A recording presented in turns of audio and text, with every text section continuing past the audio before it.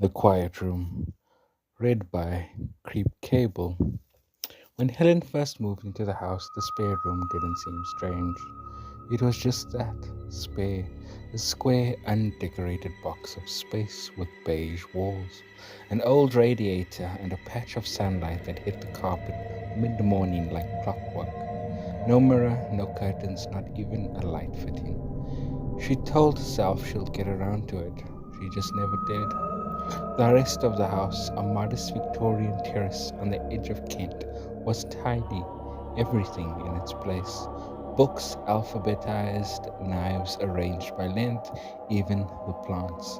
Mostly ferns and one drooping peace lily, watered according to a strict schedule Helen kept on a clipboard by the fridge. The spare room, though, remained unstubbornly untouched. Even when his sister Emily came to stay, she insisted on the sofa. I don't like it in there, she said, wrinkling her nose. It's too still. Helen laughed a sharp, dismissive bark. It's a room, not grave. But something about the word lingered. She began sleeping with the bedroom door closed. There was no reason to. The house was silent. No creaks, no traffic, not even foxes. But Helen found herself shutting the door and twisting the handle to check the latch 3 times. Always 3. One night she did it 5 times and cried afterwards, though she couldn't explain why. In the mornings, she'd wake up and find the hallway colder than usual.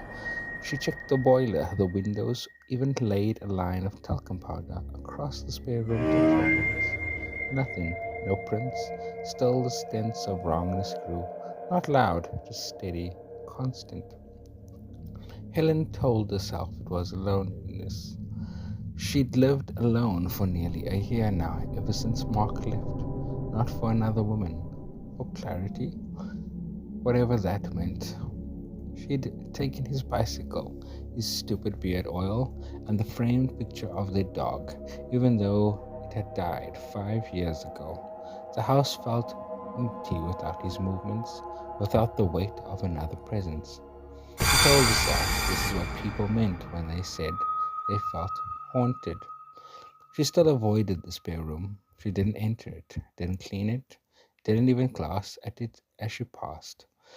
And the strangest thing was, the door was always open. She didn't remember leaving it there that way. She would close it, she would walk down the stairs, and then she'd look up and it would be ajar, just slightly, enough to suggest a presence. But one morning, after a night of vivid dreams she couldn't quite recall, she found her own photograph, a black and white one from university, placed neatly on the floor in the middle of the spare room. She hadn't seen it in years.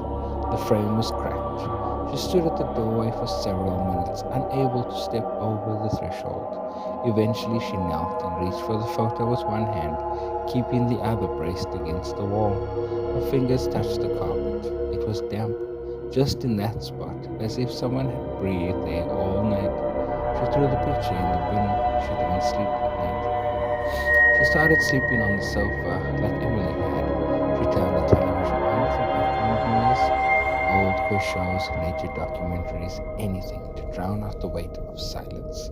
Most of the room there was no floor, just a floating square of carpet, and someone just outside the frame, always waiting, unacknowledged. But one night at 3:17 a.m., she woke to the sound of her own voice.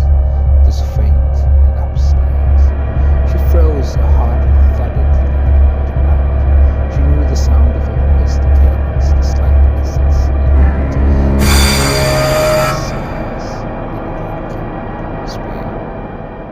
She sat up, sweat pooling at the back of her neck. The telly was off. She didn't remember turning it off.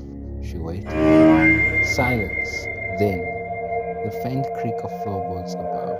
Not walking, shifting, wait. Like someone standing still, listening. She left the house for a week, told people she needed a holiday, visited Emily in Devon, sat on the beach with a bottle of cider and tried not to check her phone every 10 minutes. When she returned, the house was exactly as she'd left it. Nothing moved, nothing broken, nothing missing, except a clipboard by the fridge. She found it later, tucked under the bed in the spare room. A list had been added. She hadn't written it. Each entry read, "Remember, acknowledging, stop pretending." Each ticked in red pen. Helen started seeing someone, a therapist, at Emily's insistence. "I think you're experiencing disassociation," the woman said kindly. "Your mind's created a focal point for your anxiety." Helen nodded, took a pulse, practiced breathing exercises, but at night the door would still be opened.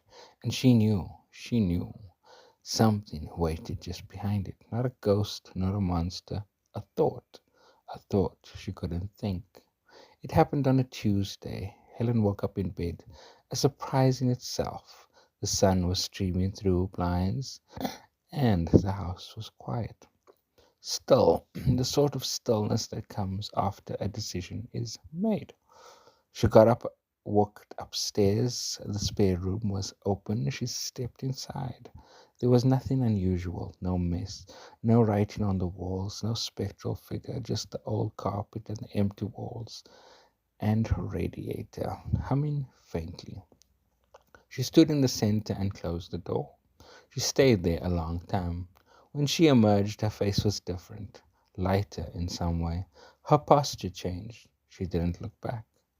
Helen sold the house the next month. The estate agent said she seemed well, calm, even happy to let it go. The new owners moved in on a Saturday.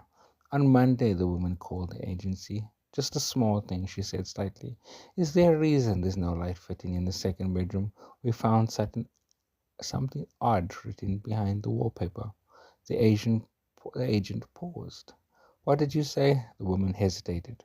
"Just one word, scrawled again and again across the plaster. Acknowledge." This was a story about Helen, the quiet room, a symbolic space where repressed thoughts and emotions fester. The real horror lies in the avoidance and the slow breakdown of self. When Helen finally entered the room, she confronted something unspoken, something internal, and emerged changed.